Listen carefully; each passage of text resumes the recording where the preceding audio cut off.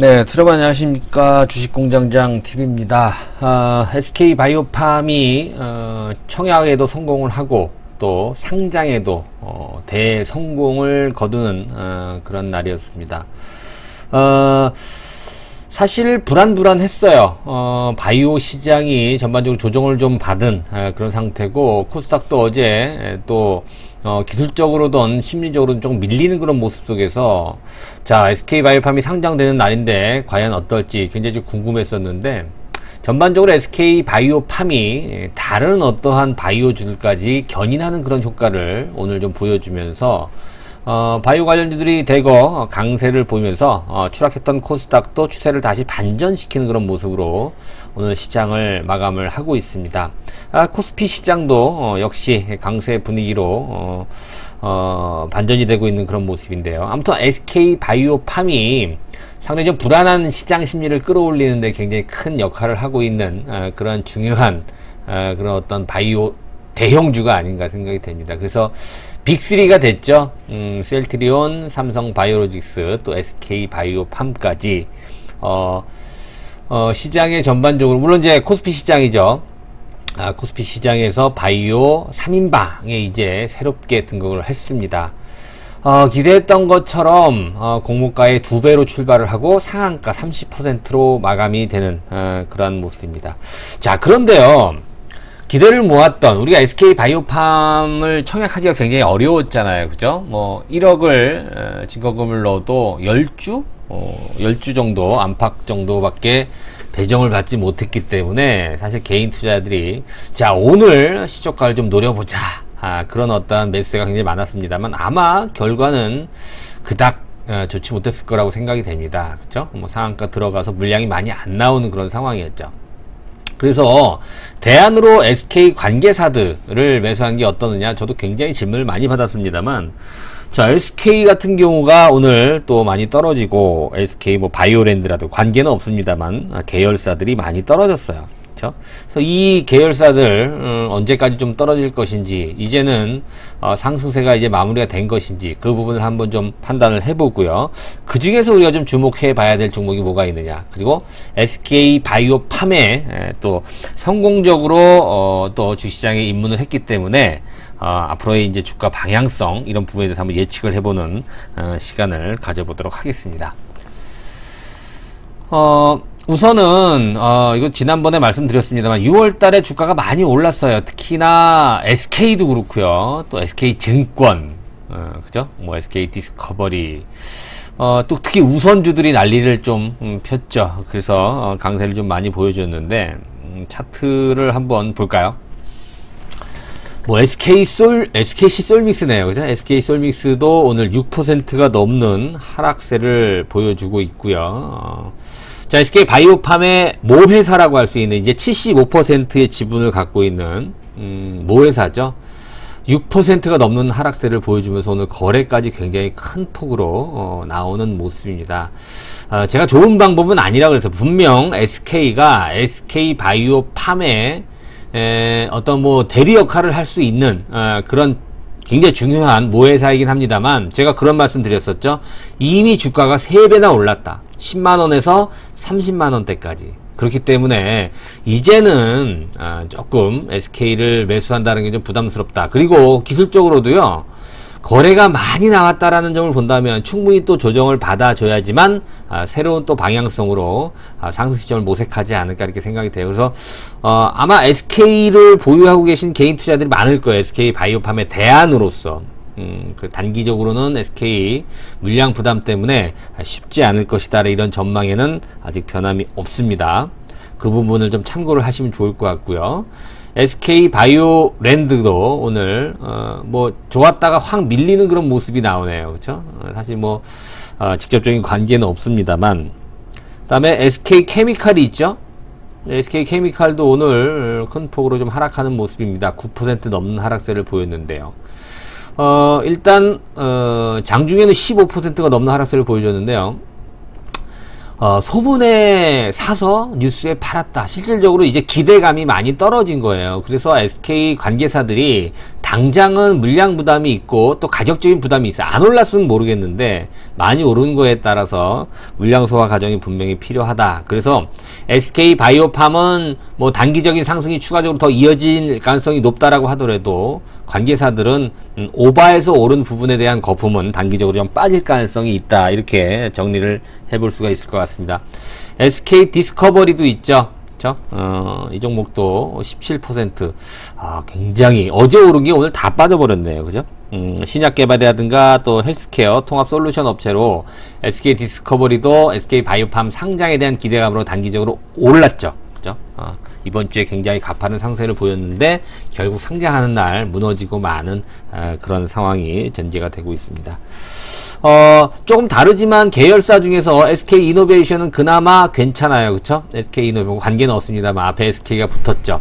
SK 이노베이션은 그렇죠. 2차 전지 범주로 우리가 해석을 해 봐야 되는데요. 자, 재밌는 종목이 하나 있어요. 나노엔텍인데요. 자, 나노엔텍은 SK텔레콤의 자회사예요. 그죠? SK텔레콤 지분 28%, SK텔레콤이 주인인데요. 대주주죠. 진단키트, 뭐 생명공학, 좀 바이오 회사로 우리가 들어가는, 물론 SK의 계열사는 아닙니다. SK텔레콤의 자회사이기 때문에 관계사이기도 하죠. 그래서 나노엔텍도 SK 바이오팜 상장 기대감으로 최근에 주가가 많이 올랐습니다. 그렇죠?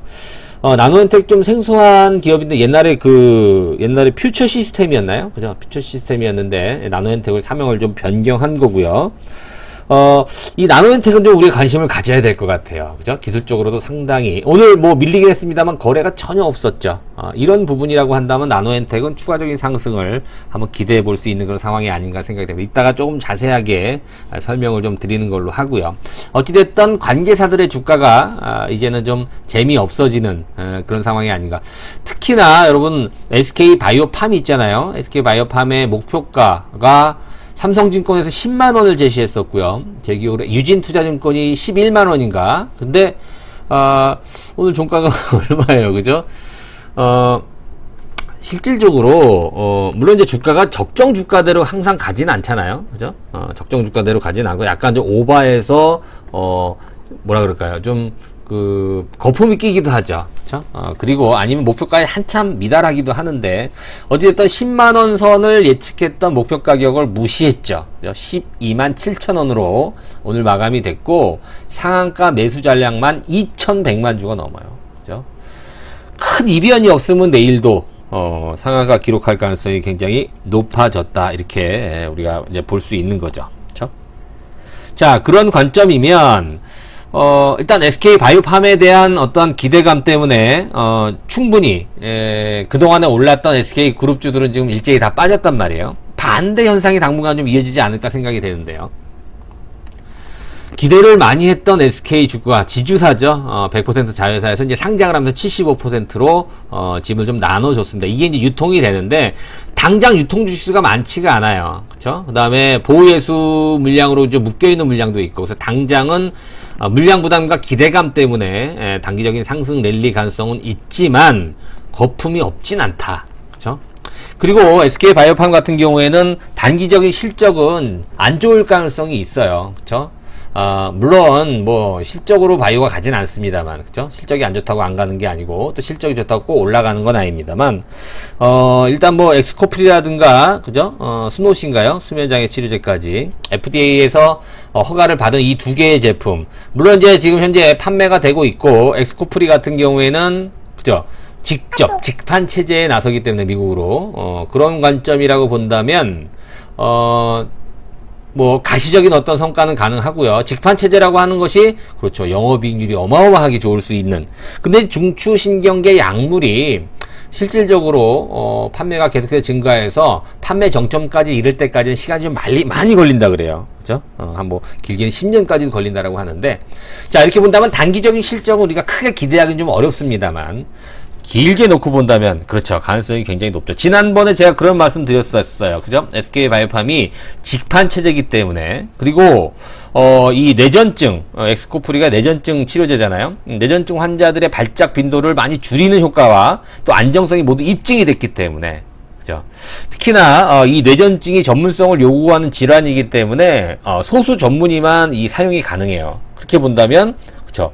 지금 SK 바이오팜의 적은 수의 영업사원으로도 충분히 우리가 커버가 가능하다. 이렇게 볼 수 있다라는 것이죠. 그쵸? 그러니까 지난번에 말씀드렸다시피 약을 잘 만드는 것과 잘 판매하고 마케팅하는 건 별개의 문제란 얘기예요. 그쵸? 예.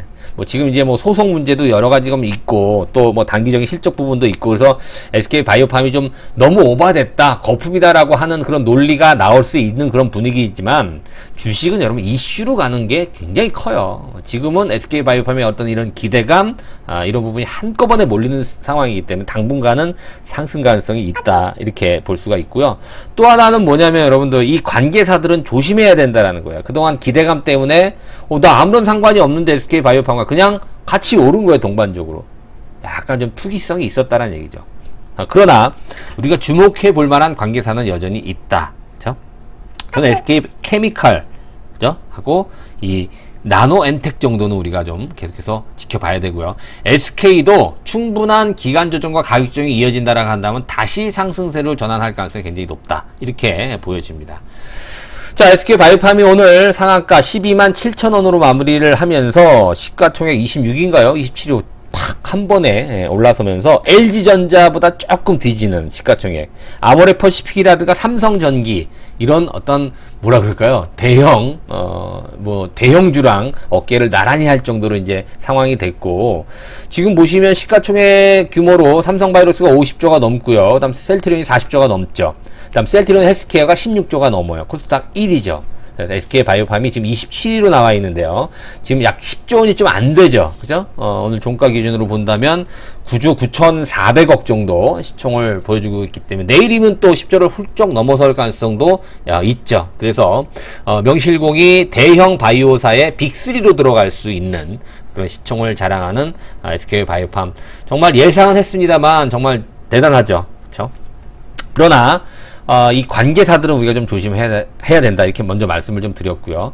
그 중에서 주목을 해봐야 되는 종목이 앞서 언급을 해드린 대로 나노엔텍이라는 종목이에요. 여러분. 나노엔텍 좀 생소하신가요? 앞서 말씀드린 대로 진단 키트 거기 뭐 진단 장비 그죠? 그다음에 뭐 생명공학 연구기기 이런 걸 제조 판매하는 업체인데 랩온 어칩이라고 하는 핵심 플랫폼을 갖고 있는 회사. 이게 가장 큰 핵심이에요. 그러니까 랩온 어칩. 랩이라는 것이 연구실 말하는 거죠. 그러니까 칩. 뭐 손톱만한 이 칩 아시죠? 이 칩 위에 연구실이 들어갔다는 얘기예요. 이 작은 칩 하나 가지고 실험실에서 할 수 있는 연구실에서 할 수 있는 그런 실험이 가능한 그런 핵심 플랫폼을 갖고 있는 회사가 바로 나노엔텍이라고 하는 회사예요. 이 회사는 여러분들 제가 뭐 나중에 시간이 되면 별도로 또 컨텐츠 제작을 좀 해드리겠습니다만 흐름 자체도 나쁘지 않고요. 그렇죠? 지금 이제 기술적으로 봤을 때 역사적 신고가를 이제 돌파하는 상황인데 최근에 어떤 상승은 아무래도 SK 바이오팜의 역할이 굉장히 컸어요. 그래서 단기적으로는 조정이 나올 가능성도 있습니다만 나노엔텍은 조정은 길지 않을 가능성이 있겠고요. 특히 기술적으로도 오늘 거래를 완벽하게 줄이는 이런 모습, 상승할 때 또 조정받을 때 현격하게 좀 차이가 나는 그런 모습이기 때문에 나노엔텍 물론 실적도 다시 한번 점검을 해봐야 될 것 같습니다만 SK 바이오팜과 함께 궤를 같이 할 수 있는 관계사라고 하기는 좀 그렇습니다만 SK텔레콤의 지금 자회사이기 때문에 직접적인 관계는 없다라고 하더라도 어느 정도 계열사로서 또 관계 회사로서 얼마든지 같이 동반적인 상승의 궤를 같이 할 수 있는 충분한 자격이 있는 종목이다. 이렇게 한번 우리가 볼 수가 있겠습니다. 뭐 조정이 충분히 나온다라고 한다면 나노엔텍 관심을 좀 가져볼 만한 그런 어떤 종목이 되지 않나. 그래서 한번 소개를 시켜드렸습니다. 중요한 건 뭐냐면 여러분들 너무 거품이 많이 낀 그런 종목군들은 지금은 조심을 해야 된다. 누차 강조를 해드립니다. 그래서 지금 많이 올라와 있는 바이오가 제일 위험해요. 안 오른 바이오 같은 경우는 괜찮습니다만 지금 뭐 코스닥 시장 자체도 좀 불안하지 않습니까? 많이 올라온 바이오는 좀 조심해야 될 것 같고요.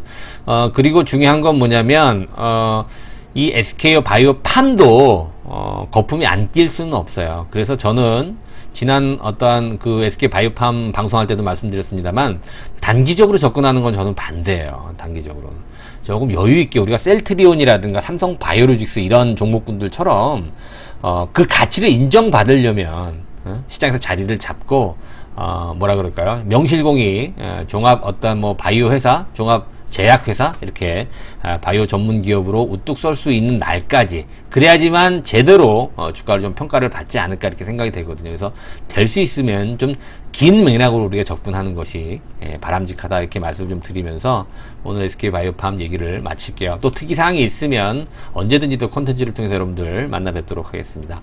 특히 바이오 관련해서 어려움이 있으신 분들이라든가 이런 분들은 체험 VIP 관심을 가져보시면 여러분들 좀 도움을 저희가 드릴 수 있을 것 같아요. 3개월 체험하는데 100만원 비용이 듭니다만 여러분들 그 이상의 어떤 가치를 여러분들이 좀 느끼실 수 있을 거라고 생각이 됩니다. 관심 있으신 분들은 많은 참여 부탁드리고요. 오늘도 구독하기, 좋아요 버튼 함께 눌러주시면 더 양질의 콘텐츠로 여러분들 찾아뵙도록 하겠습니다. 자, 오늘 방송 마치겠습니다. 고맙습니다.